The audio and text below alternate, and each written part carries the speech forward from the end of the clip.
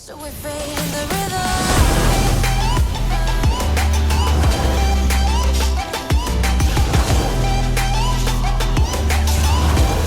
So we fade in the rhythm.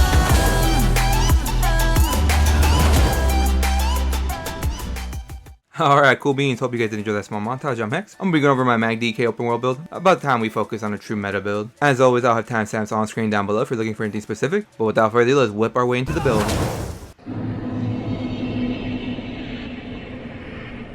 Alright, so for the first set we run is Plague Break. Honestly, Plague Break 2 to 4 piece is really good while we still use it. Put the dot, which isn't as strong anymore, unfortunately. What it is so powerful about it, it applies this disease status effect. Players take 8% less healing received, which is very powerful. But the main reason we run it is because of that explosion. If the plague is removed early, it explodes for X amount of disease damage to all enemies within 8 meters of the carrier, increasing by 50% per enemy hit. That is the main reason we run this. We can pop group, and not only that, that disease status effect is huge because it procs one of our CP. Spoiler alert, Oko overload. So anytime they take damage from this and they die from this, they're gonna proc Oko. And if you get like 3 kits to proc this, they're just gonna flatten out a group. So that's the reason we run this. Alright, so for the next set we run is Bloodspawn. Bloodspawn DK is like butter on toast. You can't have one without the other. And in this case, you can't have a DK without Bloodspawn, honestly. I just love it. It gives us tankiness, and it gives us ulti-gen, which indirect is more damage because we get to pump out more corrosives, and we benefit from Battle Roar. When you cast an ultimate ability, you restore 56 health, 50 magic, and stam per point of the ultimate spent. So if we have a 200 corrosive, that's 10,000 magic, stam, and health right there we're getting from that. So for the next set we run is Daedra Trickery. Honestly, Daedra Trickery is just one of the best open world sets in the game. Ever since that rework a long time ago, it's just been one of the best sets in the game. When you deal damage, you gain 1 of 5 random major buffs for 21 seconds. Every 9 seconds, eligible buffs are Major Expedition, increasing movement speed by 30%. Major Protection, reducing damage taken by 10%. Major Mending, increasing healing done by 16%. Major Heroism, generating 3 ultimate every 1.5 seconds, or Major Vitality, increasing our healing received by 16%.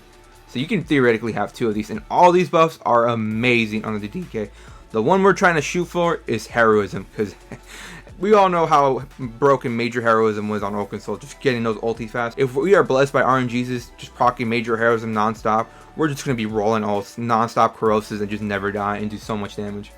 But it is a roll of dice. You can proc a major, like let's just say you proc Major Expedition and your next proc could be another Major Expedition. So there is, you know, roll of dice, there is a gamble to it, but honestly, every buff in this set is just amazing. So for the next set we run is One Piece Training. For the One Piece, increases our health by 1454.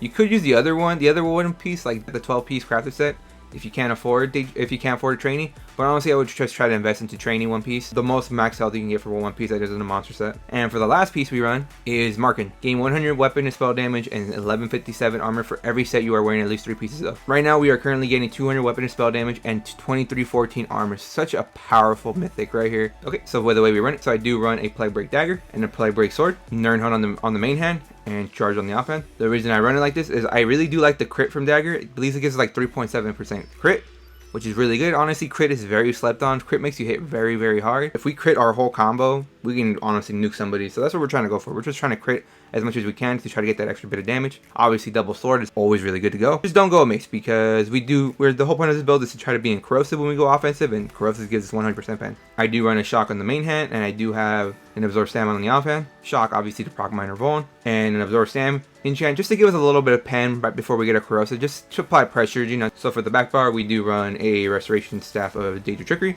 I really like defending. You could go decisive. You won't be as tanky, but you will get those fat juicy ults, especially with Bloodspawn and Earth and Heart, your regular ult gen. With Major Heroism, like, you just so many ticks of ulti right there, really good. So for the body, so we do run 3-3-1, 3 heavy, 3 light, 1 medium. So the way we do it, heavy head and heavy shoulders of Bloodspawn. And for the last piece of heavy, we do run a heavy chest of Trickery, and then we do run light Trickery shoes and gloves. For my Plague Break, I do run the legs of Plague Break, and I do have a sash of training. All M-Pen if you can. I do have well fitted. I don't know why I reconstructed well fitted.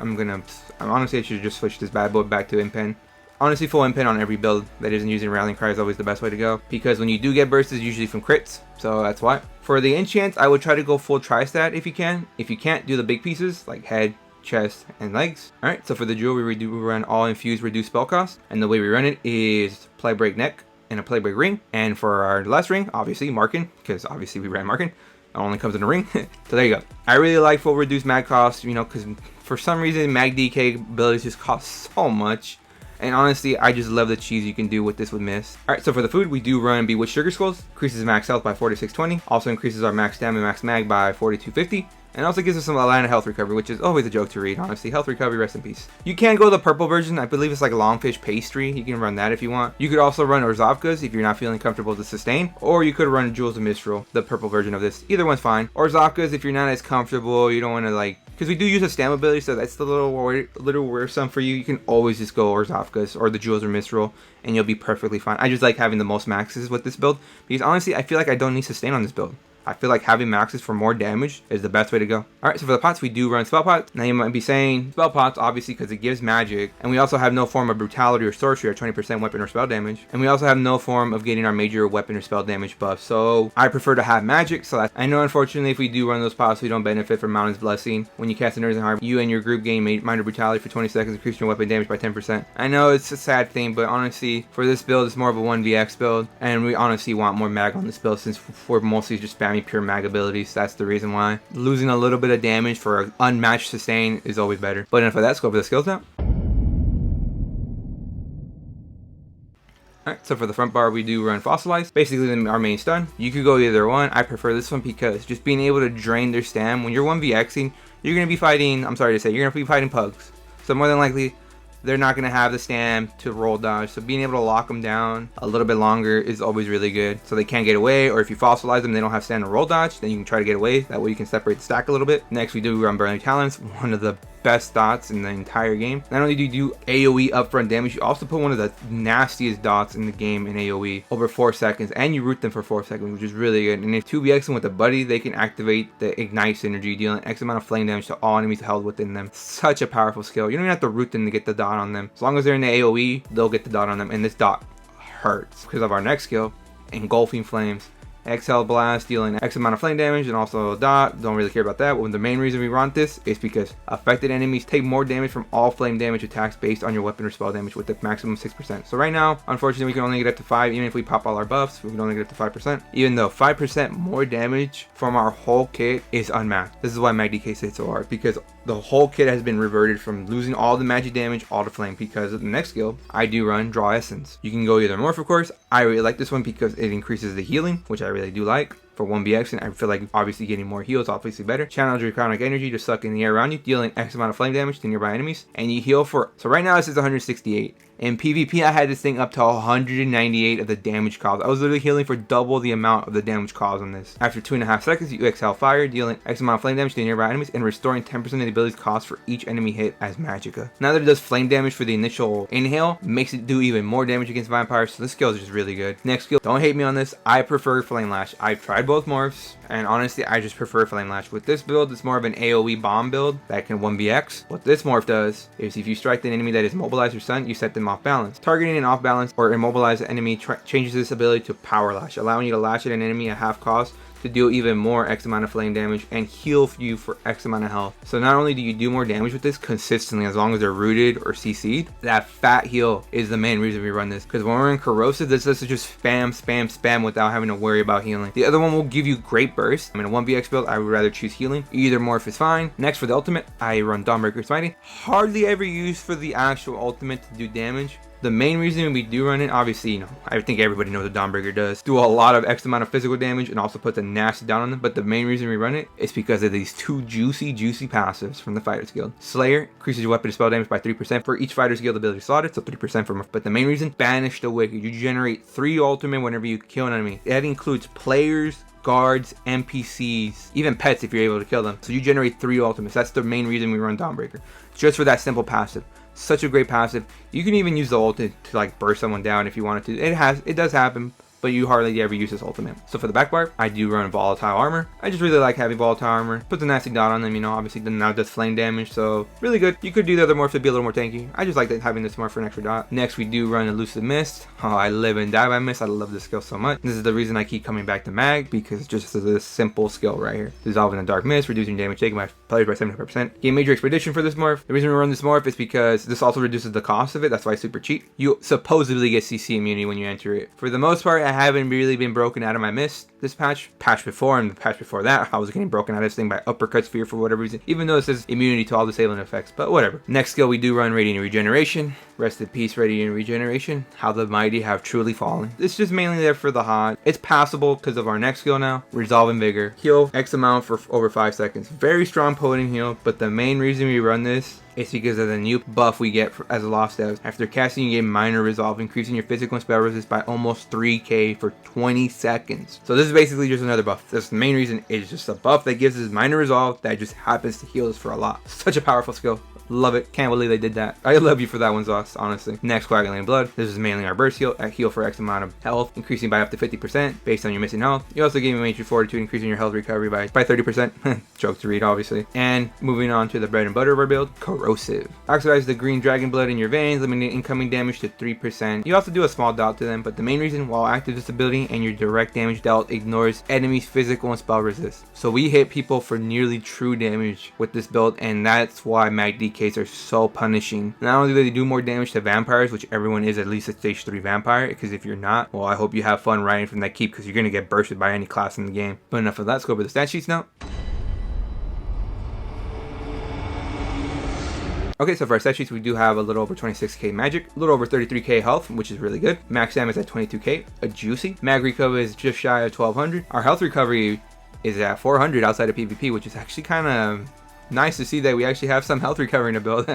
Well, when we get into PvP, I think we'll get shredded, so it doesn't really matter. Stam recover, just shy of 700. Our spell damage with the pot is at 4636. Might not seem like a lot, but trust me, DKs just pressure you down. Our spell crit is just over 30%, which is very good. This is why I want to run that one dagger. This just pushes us up past that 30% threshold, which I really like. Penetration doesn't really matter since we're trying to go offensive on our Corrosive, and then our resistances without a blood spawn. Spell resist at 31.2k, and then our crit resist is just shy of 2100. Very good, and this is without a blood spawn, so we can put 3400 extra resistance on top of all of this, so that's very juicy. And for the attributes, I do run 32 points in the magic, 30 points in health. Obviously Magicka to do more damage and have a fatter pool to play around with, and health just to make our health bar look a little more intimidating, that way we don't flop over the tomb easily. For the race, I am a dark elf. Honestly, I really love dark elf on almost any class these days. Dynamic increases your max mag and max stam by 1910. Obviously max mag means the more damage and the more healing we can do, and obviously max stam gives us an extra roll dodge or an extra CC break, because honestly, like I keep saying, any class caught without stam, well, let's just hope there's a keep nearby for you to res that. This flame increases your flame resist by 4620. Very solid, because the only counter to MagDk is sadly another MagDk. MagDks just rule the world. They just shred anybody they want because everyone's a vampire these days. So this gives us a little extra tankiness against other MagDks. And we do get Ruination, increasing your weapon and spell damage by 258. We'll never say no to an extra weapon and spell damage. We are a stage 3 vampire, obviously, mainly for the passive Undeath, while at least stage 3 reduces your damage taken by up to 30% based on your missing health. Very good. Honestly, the best passive in the entire game. Next, we do run the Atro, increases your magic recovery by 310. Pound for pound, the best Montage you can run. But enough of that, let's go over the CP now. Alright, so for the CP, we do run Focus Minute, increases our healing done when single target heals by up to 10%. Wrathful Strikes grants up to 205 weapon and spell damage to your damage and abilities. Next, we do run Occult Overload. Whenever you kill an enemy under the effects of a status effect, they violently explode for up to 12.8k Oblivion damage per stage. And next, we do run Ironclad, reduces your damage taken by direct attacks by up to 6%. So for this one, we do run Wrathful Strikes. The reason we run this is because DKs are kind of in that weird spot where they do single target, AoE, and direct damage, and they do dot damage, so it's like kind of weird to run it. Since our base damage is very low, percentage actually doesn't buff our damage too much. So I noticed that this Wrathful Strikes actually just increases all damage, and it increases all damage done more than any percentage modifier I could have ever had, just because our base damage is just that low. But the reason that the DKs thrive is because they just have constant pressure, so that's why Wrathful Strike is better. Honestly, trust me. It affects everything. Even your Plague Break is affected by this, which it shouldn't, but it does. Alright, so for the red CP, we do run Celebrity. Increases our movement speed by 10%. Honestly, the best CP in the entire game. Survival Instincts. While affected with a status effect, your core combat skills cost up to 25% less. Relentlessness. Being stunned or feared causes you to gain major protection for 3 seconds, reducing your damage taken by 10%. And Pain's Refuge. Reducing your damage taken by 2% for every 2 negative effects up to a maximum of 20%. Rationer, Liquid Efficiency, Gifted Rider, and Seed Blessing. But enough of that. Let's go over the combo rotation now. Okay, so for the combo rotation, that's not super hard, pretty easy. So obviously buff up, pop your pot. So the main rotation is basically all you really do. So you're basically, obviously you're gonna weave in between. So you're gonna engulfing, inhale, root them, stun them, whip them. And there you go, that's my combo right there.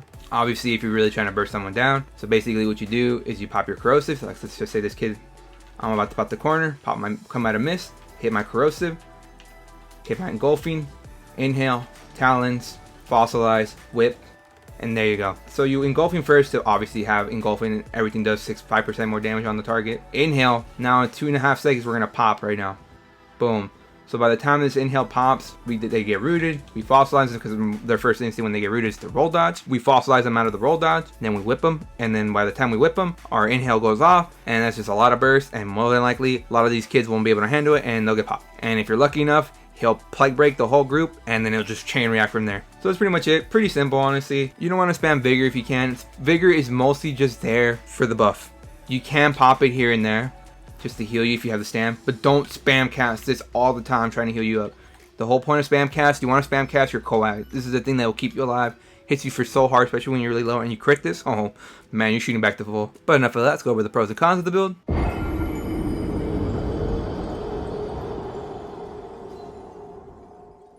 So just like any other build, there obviously are pros and cons. Let's go over the cons. So the con is obviously you live and die by the corrosive. The whole point of this build is a very more slow pace. Like the whole point of your build is to wait for that corrosive, and as soon as you got your corrosive, obviously no doubt you can catch kids off guard. If you got like 2 kids on you, you don't even need a corrosive. You can just pop kids because more than likely they're going to be a vampire and you're just going to melt through them. Another con of the build is you are very slow. Obviously you're a DK. DKs aren't the most mobile. They are very slow, but we can make up for that obviously with Mist. Another con of the build is this is more of an AoE build. So for single targets fighting a sweat, you're going to have a little more harder time on that. This isn't meant to like 1v1 or 1v2 sweat. Can a sweat kill you? More than likely not. If you really wanted to, you can honestly stay alive and never die in this build if you really wanted to. So that leads to the pros. Like I said, you can honestly choose when to die on this build. You can literally never leave that back bar and just kite indefinitely in a tower if you really wanted to. And then once you get your corrosive, pop your corrosive and just heal even more and then go back to full and just keep kiting around. Or you can go offensive and kill people. So that's what I really like about the build. The main pro of this build, the kit is so fun. I really love MagDks. Something about MagDks, I just have a soft spot for it. Like being able to just do flame damage. You're honestly just doing pure flame damage. That's your whole combo. Now with the Lost Devs, Fossilized does flame damage now. Even your armor does flame damage. Look, flame damage over 20 seconds. While active, the armor returns flame damage to any enemy that uses a direct damage attack against you in melee range. So very good. Like you just do nothing but flame damage. And with the engulfing, oh man, yeah, this build is just kind of crazy right now. It's a very good 1vx build. One of the best 2vx builds in the entire game. If you pair this with the Mag Crow Bomber, the best duo synergy right there in the game, in my honest opinion. The Crow pulls them together and has VD. You put Plague on the group, you have an extra synergy with Talons, and you can just do some crazy juicy pop. So this build is also very good for group play. DKs in general just have access, are just great for group play. Even this build directly is still good for group play. Talons, being able to root them and do AoE damage, also provide a synergy for your allies. Engulfing, making them take 5% more damage from all sources. Beautiful to have. VDs are going to hit harder. Any like death rolls that you pop are going to hit harder. So very good. You can run this 1vx, 2vx, even in a Zerg if you wanted to. Very good. But enough of that. Let's go over the alternatives now. So for this build, there is one small alternative-ish. Warning, it is full cheese because it runs, I'm sorry to say, Mars Bomb. I think we all know how broken Mars Bomb is. I played on Xbox NA, so we got the nerf Mars Bomb, which is still very strong. I could not imagine how PC was for the first few weeks when the Mars Bomb came out full force, healing for like over like double what we got right now. So crazy to think that the thing was even more powerful at one point. So you run your front bar set, whatever it wants to be. So for this case, we'll do Plague Break, and obviously we would put Mars Bomb static. So the way I would run it, 1 2 4. So 1 medium, 2 light, 4 heavy. So the way we do it, unfortunately, you will have to get rid of marking for this. So the way I would do it, a chest, hands, legs, and feet of Mars Bomb. And for the belt, I would have a Plague Break belt. And for my jewelry, I would have 2-piece Plague Break on the jewelry and 1-piece Mars Bomb on the jewelry. And for the back bar, we would change out our back bar for probably just a Maelstrom Rest, honestly. Gives us a nice little bit of juicy sustain that we can get in Mist. Always nice to have. And for our light, we would run a light Bloodspawn head and shoulders. But honestly, that's pretty much it. Not much really to talk about this one.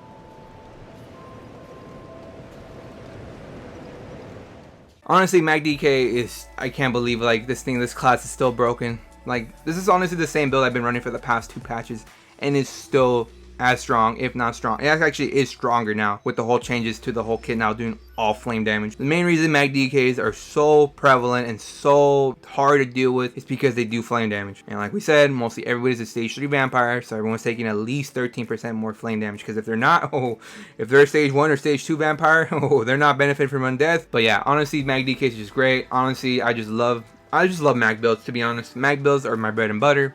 I used to play Sam for the longest, but now mag builds are just so great because once you go miss, you can't go back. I'll never say no to bringing out the old MagDK. Good for solo, good for small man, and good for group play. And honestly, you are nearly immortal in Corrosive. I think we all know this. Alright, cool beans. Such a crazy class. So fun, so amazing. I hope you did enjoy the build video. Like the video if you liked it. Comment your thoughts or experiences with the build. Also, anything I might have missed out, what build video I should do next. Subscribe for more. Hope you did enjoy the rest of the small montage, but most importantly, stay zerging. So we're fading the